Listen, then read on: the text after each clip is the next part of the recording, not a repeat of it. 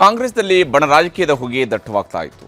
ಎಲ್ಲವೂ ಕೂಡ ಅಂದುಕೊಂಡಂತೆ ಆಗಿರ್ತಿದ್ರೆ ಇವತ್ತು ಪರಮೇಶ್ವರ್ ಅವರ ನೇತೃತ್ವದಲ್ಲಿ ಡಿನ್ನರ್ ಸಭೆ ನಡೀಬೇಕಾಗಿತ್ತು. ಆದರೆ ದೆಹಲಿಯಲ್ಲಿ ಇದ್ದುಕೊಂಡೇ ಡಿ.ಕೆ. ಶಿವಕುಮಾರ್ ಅದಕ್ಕೆ ಬ್ರೇಕ್ ಹಾಕಿಸಿದ್ರು.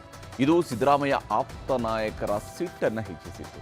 ಆದರೆ ಬೆಳಗ್ಗೆ ಕೋಪತಾಪವನ್ನು ತೋರಿಸಿದಂಥವರು ಸಂಜೆ ಎಲ್ಲರೂ ಒಗ್ಗಟ್ಟು ಪ್ರದರ್ಶಿಸಿರುವಂತಹ ಪ್ರಸಂಗ ಕೂಡ ಇವತ್ತೇ ನಡೆದಿದೆ.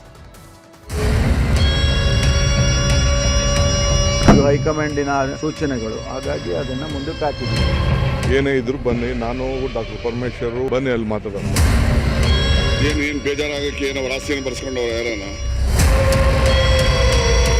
ಕರ್ನಾಟಕದ 138 ಶಾಸಕರ ಬಹುಮತ ಸರ್ಕಾರದಲ್ಲಿ ಭಿನ್ನಮತ ಅನ್ನೋದು ದಿನೇ ದಿನೇ ಬ್ಲಾಸ್ಟ್ ಆಗ್ತಿದೆ. ಒಂದು ಕಡೆ ಸಿದ್ದರಾಮಯ್ಯ ಬಣ, ಇನ್ನೊಂದು ಕಡೆ ಡಿ.ಕೆ. ಶಿವಕುಮಾರ್ ಬಣ. ಇದರ ಮಧ್ಯೆನೇ ಪರಿಶಿಷ್ಟ ಜಾತಿ ಪರಿಶಿಷ್ಟ ಪಂಗಡ ನಾಯಕರ ನೇತೃತ್ವ ವಹಿಸಿರುವ ಪರಮೇಶ್ವರ್ ಬಣ. ಯಾವಾಗ 2 ತಿಂಗಳ ಹಿಂದೆ ಡಿ.ಕೆ. ಶಿವಕುಮಾರ್ ಅಧಿಕಾರ ಹಂಚಿಕೆ ಚರ್ಚೆ ಆಗಿದೆ ಅಂತ ಹೇಳಿದ್ರೋ ಆಗಿನಿಂದಲೇ ಬಣ ರಾಜಕೀಯ ಒಳಗೊಳಗೆ ಸ್ಫೋಟವಾಗ್ತಿದೆ.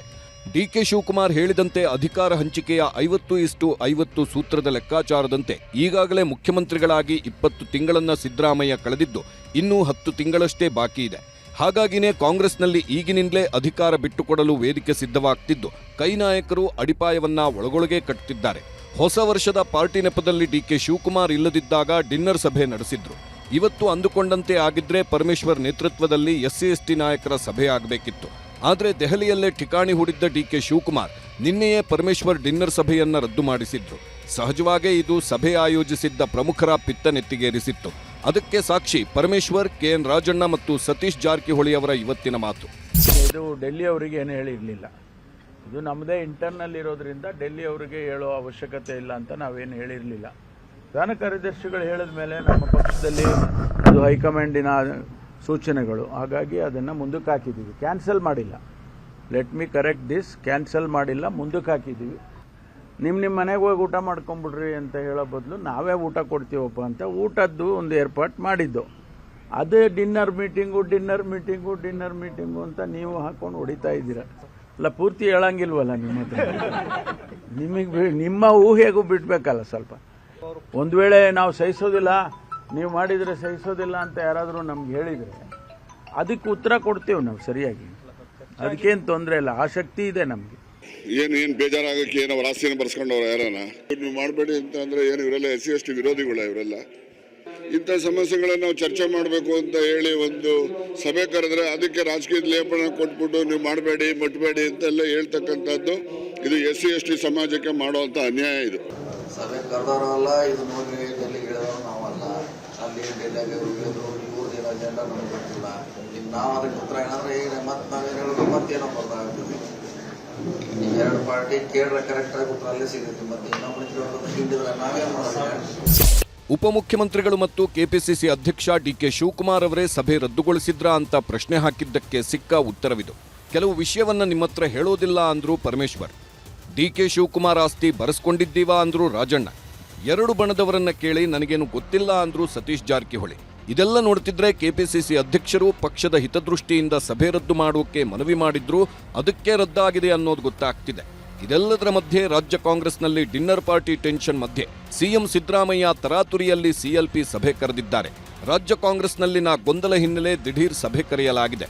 ಜನವರಿ 13ರ ಸಂಜೆ ಖಾಸಗಿ ಹೋಟೆಲ್ನಲ್ಲಿ ಸಭೆ ನಡೆಯಲಿದೆ. ಪಕ್ಷದಲ್ಲಿ ಉಂಟಾಗಿರೋ ಗೊಂದಲದ ಬಗ್ಗೆ ಸಭೆಯಲ್ಲಿ ಚರ್ಚಿಸಲಾಗಿದೆ.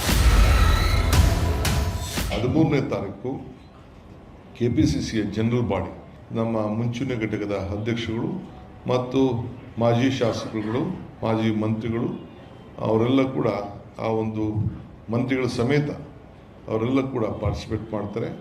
ಮುಖ್ಯಮಂತ್ರಿಗಳು ಮತ್ತು ಸುರ್ಜೇವಾಲಾ ಅವರ ಮುಖಂಡತ್ವದಲ್ಲಿ ಆ ಸಭೆ ಕಾರ್ಯಕ್ರಮ 11 ಗಂಟೆಗೆ 13ನೇ ತಾರೀಕು ಸೋಮವಾರ ನಡೀತದೆ.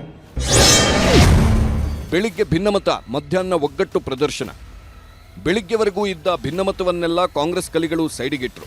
ಬೆಂಗಳೂರಲ್ಲಿ ಇವತ್ತು 3 ಪೊಲೀಸ್ ಠಾಣೆಯ ನೂತನ ಕಟ್ಟಡಗಳು, ಡಿಸಿಪಿ ಮತ್ತು ಎಸಿಪಿ ಕಚೇರಿಗಳು ಹಾಗೂ ಒಂದು ಪೊಲೀಸ್ ವಸತಿ ಗೃಹವನ್ನ ಉದ್ಘಾಟಿಸಿದ್ರು. ಮುಖ್ಯಮಂತ್ರಿ ಸಿದ್ದರಾಮಯ್ಯ, ಉಪಮುಖ್ಯಮಂತ್ರಿ ಡಿ.ಕೆ. ಶಿವಕುಮಾರ್, ಗೃಹ ಸಚಿವ ಪರಮೇಶ್ವರ್ ಒಟ್ಟಿಗೆ ಇದ್ರು. ಹೊಸ ಪೊಲೀಸ್ ಠಾಣೆ ಉದ್ಘಾಟಿಸಲು ಟೇಪ್ ಕತ್ತರಿಸಿದಾಗ ಸಿಎಂ ಸಾಹೇಬ್ರು ಏನಪ್ಪಾ ಶಿವಕುಮಾರ್ ಬಲಗಾಲಿಟ್ಟು ಹೋಗಬೇಕಾ ಅಂತ ಛೇಡಿಸಿದ್ರು.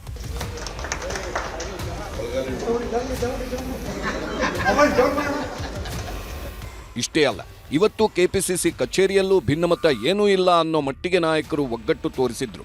ಮಾಜಿ ಪ್ರಧಾನಿ ಮನಮೋಹನ್ ಸಿಂಗ್ ಅವರ ನಿಧನದಿಂದ ರದ್ದಾಗಿದ್ದ ಗಾಂಧಿ ಭಾರತ ಸಮಾವೇಶವನ್ನ ಮತ್ತೆ ಜನವರಿ 21ಕ್ಕೆ ಆಯೋಜಿಸಿದ್ದಾರೆ. ಈ ಮಾಹಿತಿ ಕೊಡೋಕೆ ಡಿಕೆ ಶಿವಕುಮಾರ್, ಪರಮೇಶ್ವರ್, ಬೆಳಗಾವಿ ವಿಷಯದಲ್ಲಿ ಮುನಿಸಿಕೊಂಡಿದ್ದ ಲಕ್ಷ್ಮೀ ಹೆಬ್ಬಾಳ್ಕರ್ ಮತ್ತು ಸತೀಶ್ ಜಾರಕಿಹೊಳಿ ಅವರು ಒಟ್ಟಿಗೆ ಕಾಣಿಸಿಕೊಂಡ್ರು. 21ನೇ ತಾರೀಕು ಗಾಂಧಿ ಭಾರತದ ಕಾರ್ಯಕ್ರಮ ಮುಂದೂಡಿಸಿ ಜೈ ಬಾಪು, ಜೈ ಭೀಮ್, ಜೈ ಸಂವಿಧಾನ ಕಾರ್ಯಕ್ರಮವನ್ನು ಗೋಷ್ಠಿಯನ್ನು ನಾನು ಆಹ್ವಾನಿಸಿದ್ದೇನೆ. ಕಾಂಗ್ರೆಸ್ ಪಕ್ಷದಲ್ಲಿ, ಸರ್ಕಾರದಲ್ಲಿ, ಅಧಿಕಾರ ವಿಷಯದಲ್ಲಿ ಒಳಸಮರ ನಡೆಯುತ್ತಿದೆ. ಇದನ್ನ ಕಾಂಗ್ರೆಸ್ ನಾಯಕರೇ ಹೇಳ್ಕೊಂಡಿದ್ದಾರೆ. ಆಮೇಲೆ ಇಲ್ಲ ಅಂತ ಯೂಟರ್ನ್ ಹಾಕಿದ್ದೂ ಇದೆ.